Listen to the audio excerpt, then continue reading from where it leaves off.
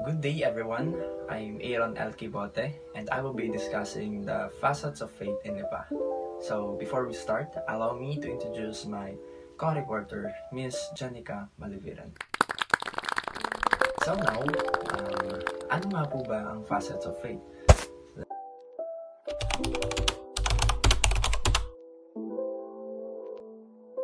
So now that we understand what facets of faith means, let us now proceed on our main topic. So here's the first one. Religious heritage and significance. Lipa is known for its deep Catholic roots, particularly due to the presence of Lipa Cathedral, and it is also known as Metropolitan Cathedral of Saint Sebastian, which has been a center of faith since the Spanish colonial period.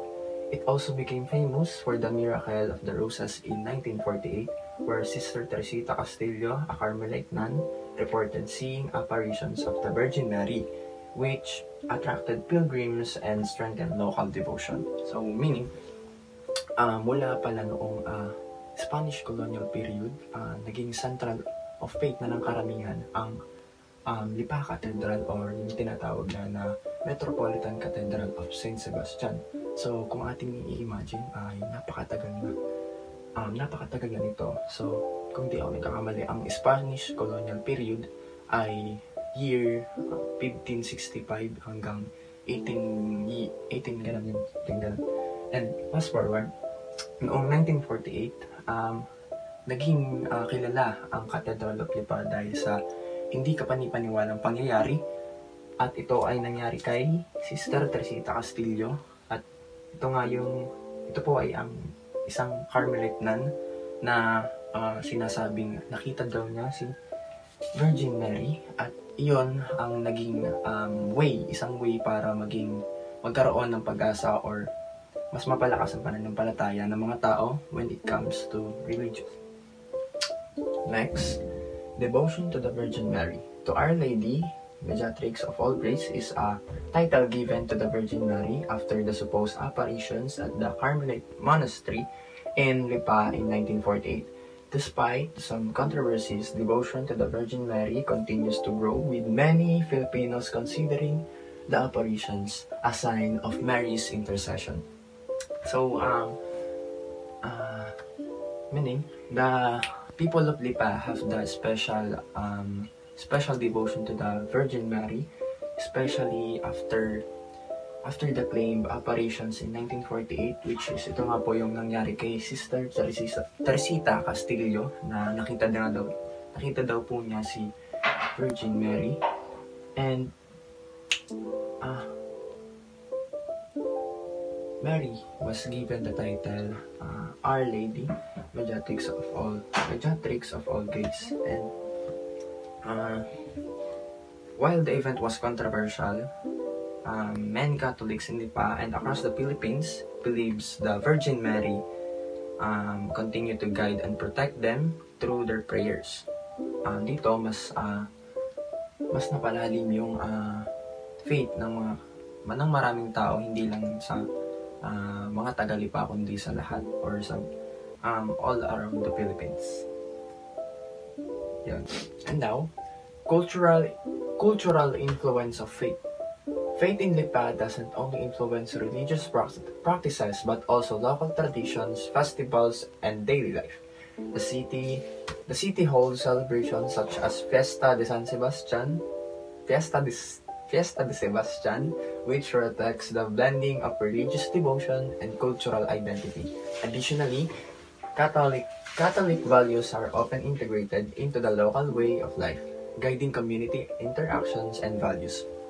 So, in other words, in Lipa, faith is not just attending church.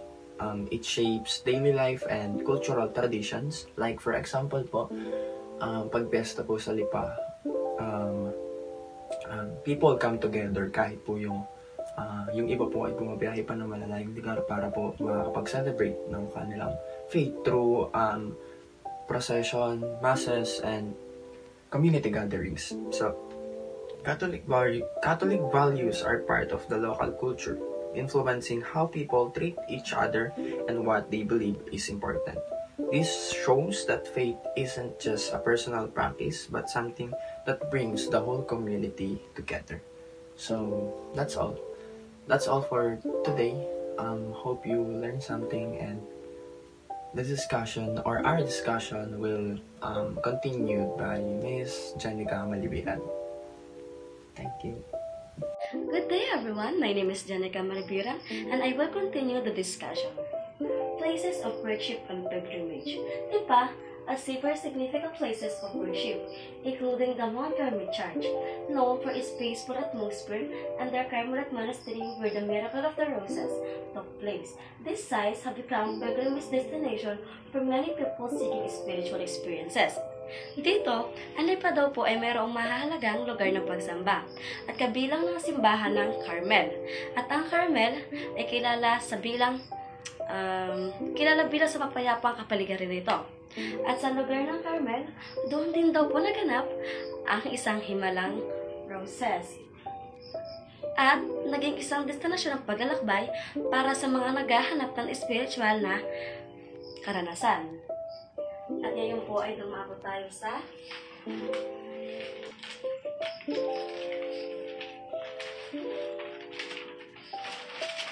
Kaping Barako and Faith.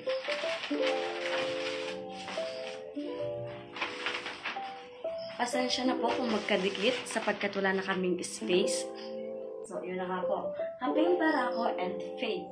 The coffee culture in Lipa, especially Kaping Barako, holds significance beyond just a local product. Coffee has historically been associated with especially in the local faith community, often served during religious gatherings and social events where people strengthen their bonds. Ang Kaping Barako ay may kahalagahan na higit pa sa isang lokal na produkto. At ito ay madalas tayo niyain pag mayroong pagtitipon na himawa, sisimba, or sasamba. Madalas siyain ang Kaping Barako at mas lalo daw nila pinatitibay ang mga kanilang ugnayan. At ayun na nga lang po, tinatapos ko na po ang aming report at sana po meron po kayong naintindihan. Maraming salamat po.